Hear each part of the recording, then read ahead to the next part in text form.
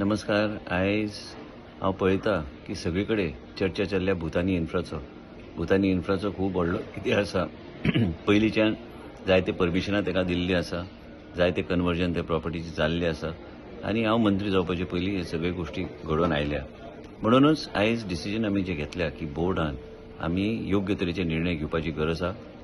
Member secretary planning and development authority Mormugao जे कितें रिप्रेझेंटेशन्स आयल्या ह्यो सगळे आमी ताका धाडून ते व्हेरिफिकेशन करपाक आमी सांगलां. व्हेरिफिकेशन केल्या उपरांत आमचे कडेन धाडपाक लायल्या. बोर्ड मिटींग स्पेशली आपयल्ली आसा. म्हणजे हे सगळे व्हेरिफिकेशन ऑफ फॅक्ट्स जाल्या उपरांत based on the facts verified by the Mormugao planning and development authority आमचे बोर्डाच्या माध्यमांतल्यान आमी योग्य तरेचे डिसिजन घेवपाचे ठरयले आसा.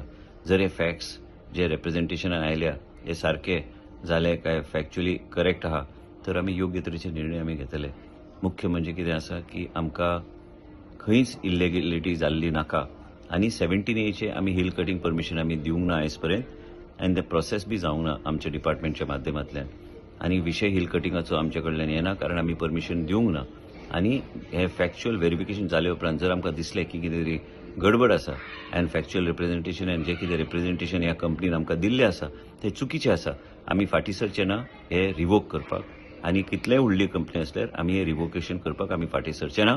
आनी हे आमचे ठाम निर्णय आसा की कितें गोंय राज्यांत घडटा ते कायद्या प्रमाणे गायडलायन्स प्रमाणे हे सगळे व्हेरिफिकेशन जावन फॅक्च्युअली जर करेक्ट असले तर गोष्ट वेगळी आसा. पण जर फॅक्च्युअली जर रॉंग रिप्रेझेंटेशन आमकां दिल्लें आसा तर आमी ह्या प्रोजेक्टाचो पूर्णपणे बोर्डाच्या माध्यमांतल्यान आमी हेजे सगळे परमिशन आमी विथड्रॉ करतले.